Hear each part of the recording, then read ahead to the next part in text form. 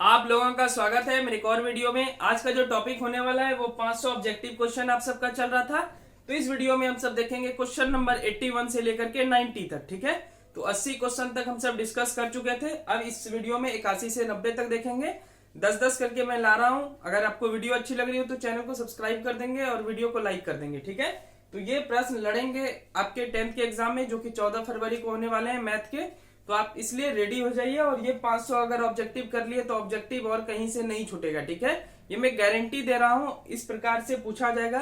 अगर नहीं पूछा तो एग्जाम से आइएगा, उसी दिन चैनल को अनसब्सक्राइब कर दीजिएगा। ठीक है, फिलहाल इसे अच्छे से देखें और एक एक वीडियो को आप देखेंगे, पर प्रत्येक क्वेश्चन पे मेहनत करके आप जाएंगे। ठीक है, और क्वेश्चन वहां लड़ेगा ही लड़ेगा। ठीक है, फिलहाल आते हैं 81 नंबर क्वेश्चन के साथ और समझने का प्रयास करते हैं। और 1 से लेकर के 30 नंबर तक जो ऑब्जेक्टिव थी वो त्रिभुज, और 30 से लेकर के 60 तक समांतर श्रेणी, और 60 से आगे अभी वास्तविक संख्याएं, जो कि आपके चैप्टर नंबर 1 यानी अध्याय 1 है, उसी वही चल रही है। ठीक है, चलिए 81 देखते हैं और समझने का प्रयास करते हैं। क्या बोलता है कि सबसे छोटी भाज्य संख्या और छोटी अभाज्य संख्या का मौसम क्या होता है। तो सबसे पहले भाज्य संख्या क्या हुआ।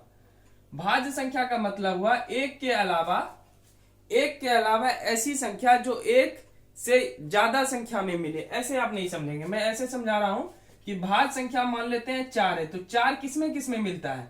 4 एक तो आपका 1 में मिलता है, दूसरा 2 में मिलता है, और फिर 4 में मिलता है। ठीक है, तो सबसे छोटा भाज्य संख्या क्या हो गया 4। एक से बड़ा आप पूछेंगे और 2 काहे नहीं हुआ, तो 2 के बारे में मैं समझा रहा हूं। तो 2 क्या है, अभाज्य संख्या है। अभाज्य संख्या का डिफिनेशन क्या है, वैसी संख्या जो 1 में मिले और नहीं तो खुद के टेबल में मिले, उसी को क्या बोला जाता है, अभाज्य संख्या।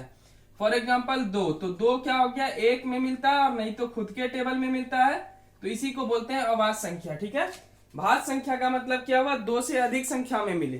तो 4 1 में भी मिल रहा है, 2 में भी मिल रहा है और 4 में भी मिल रहा है। ठीक है, तो सबसे छोटी भाज्य संख्या क्या होगी, 4 होगी। सबसे छोटी अभाज्य संख्या क्या होगी, वो 2 होगी, 1 नहीं होती है। ठीक है, आई होप की समझ गए होंगे।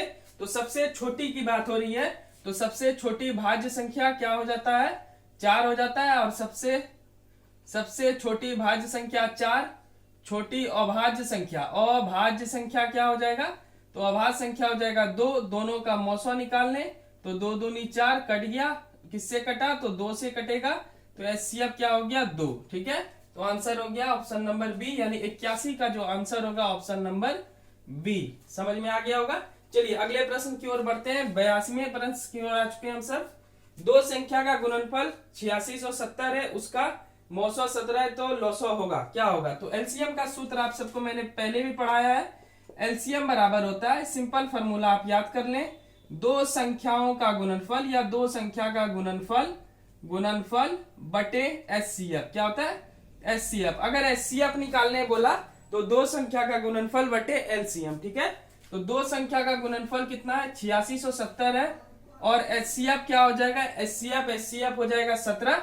अब 17 से जो है 8670 में आपको डिवाइड करना है, तो हमारा एलसीएम प्राप्त हो जाएगा। ठीक है, तो 17 × 5 = 85 हो गया। ऐसे ही खोज लेंगे तो आंसर आ जाएगा 510, क्योंकि 17 × 17 और 0 यहाँ पे, तो 510 आया। तो 82 का आंसर क्या हो जाएगा, 82 का आंसर हो गया डी, यानी 82 का आंसर हो गया डी। 82 का आंसर हो गया ऑप्शन नंबर डी। चलिए आगे बढ़ते हैं, जल्दी से इसे नोट डाउन कीजिए।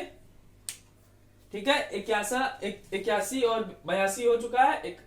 अब हम सब 83 नंबर क्वेश्चन देखेंगे। चलिए इसे आई होप कि नोट डाउन कर लिए होंगे। चलिए 83 नंबर क्वेश्चन देखते हैं, जो कि बहुत महत्वपूर्ण होगा और समझने का प्रयास करेंगे इसे भी। दो परिमेय संख्या के बीच अधिकतम कितनी परिमेय संख्या हो सकती है, तो इसका आंसर हो जाएगा अनंत। इसे डायरेक्ट रट लें। ठीक है, कि दो परिमेय संख्या के बीच कितनी परिमेय संख्या हो सकती है, तो अनंत। 84 नंबर देखिए, कॉमन सेंस वाला है, आप सब घबरा जाएंगे। 0.3 पे औसंत का परिमेय रूप में लघुत्तम रूप लिखिए। ठीक है, तो 0.3 पे है औसंत। औसंत का मतलब मैंने क्या आपको समझाया था पिछले क्लास में, कि पॉइंट को उड़ाएंगे तो आपको 10 नहीं लिखना है, ये गलत हो जाएगा। ठीक है, अगर ये लाइन दिया हुआ है और 1 अंक का लाइन है तो आप 9 लिखेंगे। ठीक है, यानी इसका वैल्यू हो गया 3/9, और 3 से जब ये कटाएंगे तो 1/3 होगा, यानी ऑप्शन नंबर कौन सा हो जाएगा, सी। तो 84 का आंसर हो गया सी। 84 का आंसर क्या हो गया? सी। चलिए आगे बढ़ते हैं। 85 नंबर में आ जाते हैं। 7 + 3√2 है। देखिए 7 और 3 तो 7 तो परिमेय संख्या है, 3 भी परिमेय संख्या है, लेकिन √2 क्या है? √2 एक अपरिमेय संख्या है। तो जैसे ही √2 देखेंगे तो वो हो गया अपरिमेय संख्या, यानी 85 का हो जाएगा आंसर बी। ठीक है, तो चलिए 85 नंबर तक देख लिया। अभी इस वीडियो में और 5 क्वेश्चन देखेंगे, जल्दी से इसे नोट डाउन कीजिए। उसके बाद मैं 86 से लेकर के 90 तक क्वेश्चन लगाता हूं। ठीक है,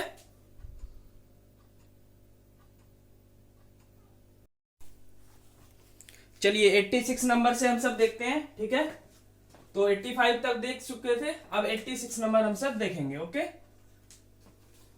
बोलता है यदि P तथा Q दो अभाज्य संख्याएं हैं तो उनका मोसो क्या होगा। सबसे पहले अभाज्य संख्या क्या होता है? जो एक के टेबल में मिले, यानी एक के पाढ़ा में मिले, नहीं तो खुद के पाढ़ा में मिले, उसी को क्या बोलते हैं? अभाज्य संख्या।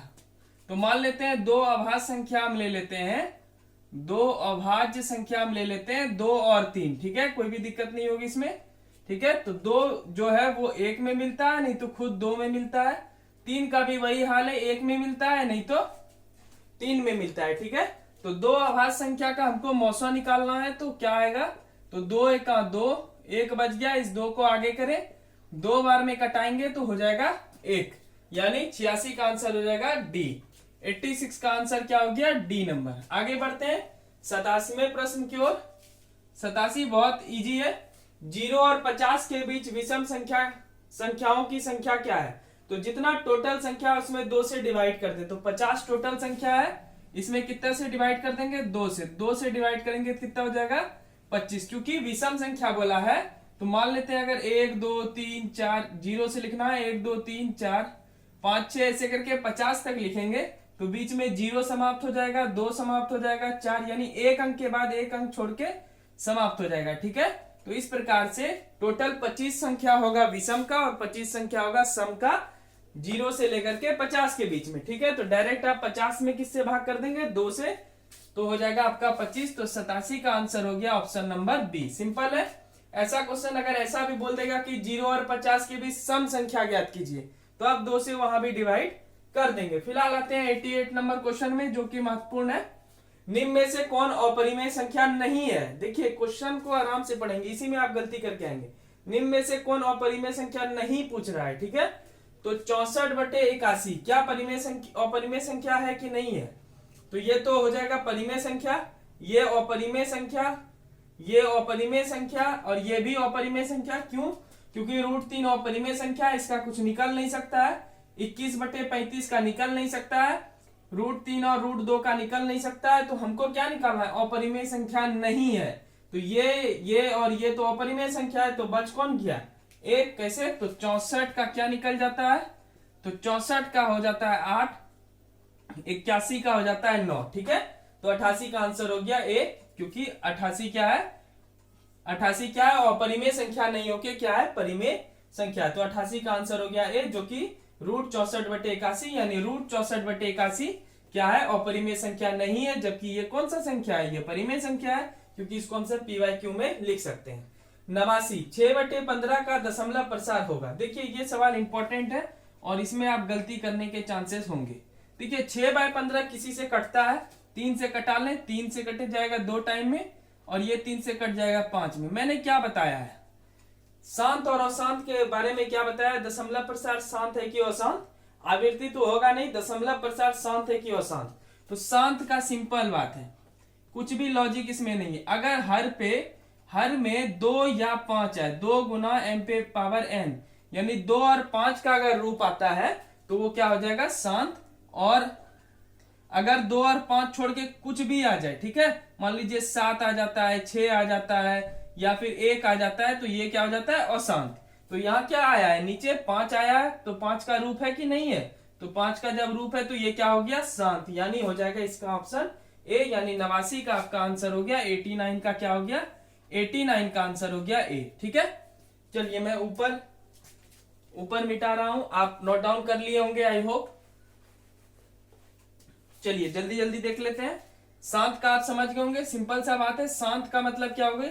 या हर के जगह पे या तो 2 आए, या तो 5 आए, या तो 2, गुना 5 आए, ठीक है, तो वो हो जाएगा शांत, बाकी कुछ आएगा तो वो हो जाएगा अशांत। तो यहाँ 5 आया है ना अकेले, तो 5 आया, तो इसलिए 89 का आंसर क्या हो जाएगा, शांत। आगे वाला देखते हैं, ठीक है। चलिए 90 नंबर क्वेश्चन देखते हैं, फिर इस वीडियो का अंत करेंगे हम सब। तो 90 नंबर क्वेश्चन इंपॉर्टेंट है, ध्यान पूर्वक समझेंगे। 6x पे 4 पावर y तथा 12x y का महत्तम समावर्तक क्या होगा। तो 6x पे 4 पावर y तथा 12x y, 12x और y महत्तम समावर्तक आपको निकालना है। तो 6 गुना x को लिख दें 4 बार, कितना बार लिख देंगे, 4 बार, तथा तो रहने देते हैं, y को लिख दें 12x और y। क्या ये 12 को भी हम तोड़ सकते हैं, जी हाँ तोड़ सकते हैं। 6 गुना 2, तो 6 गुना 2 गुना x गुना y। अब देखिए जो जो मिलेगा वही मौसो होगा, ठीक है, तो इन दोनों में कंपेयर कर लीजिए, जो जो मिलेगा वो क्या हो जाएगा, HCF। सिंपल सा बात है। तो 6 मिल गया, 6 मिल गया, 6 लिख दें, एक x मिला है, एक और x मिला है, इसे भी लिख दें, एक y मिला, एक और y मिला, तो 6xy। 6xy कहाँ है आपका, तो ऑप्शन नंबर डी में है, यानी 90 का आंसर क्या हो जाएगा, 90 का आंसर हो जाएगा डी, ठीक है। तो ये थे 10 प्रश्न वास्तविक संख्या के। अभी और 10 प्रश्न देखेंगे वास्तविक संख्या का, फिर वास्तविक संख्या को हम सब खत्म कर लेंगे। तब आपके 15 चैप्टर में से 3 चैप्टर के ऑब्जेक्टिव हम सब खत्म कर चुके होंगे, ठीक है। तो ये सेशन बनाने में बहुत मेहनत लग रहा है, ठीक है। तो प्लीज आप इसे चैनल को सब्सक्राइब कर लें, वीडियो अच्छी लगी हो तो लाइक कर लेंगे, ठीक है।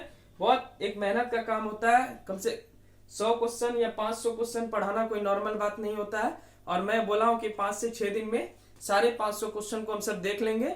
तो आप देख ही रहे हैं, अब हम सब 90 नंबर तक पहुंच चुके हैं। 10 और क्वेश्चन देखेंगे, उसके बाद 100 पहुंच जाएंगे, उसके बाद भी 400 क्वेश्चन बचेंगे। तो मामूली बात तो है नहीं 400 क्वेश्चन तक पहुंचना, इसलिए प्लीज एक सब्सक्राइब कर दें और लाइक कर दें, ठीक है। चलिए मिलते हैं नेक्स्ट वीडियो में, इसी के और 91 से लेकर के 100 नंबर क्वेश्चन तक वास्तविक संख्या देखेंगे, फिर वास्तविक संख्या को हम सब खत्म करके अगले चैप्टर की ओर बढ़ेंगे, ठीक है। तो thank you so much, bye bye.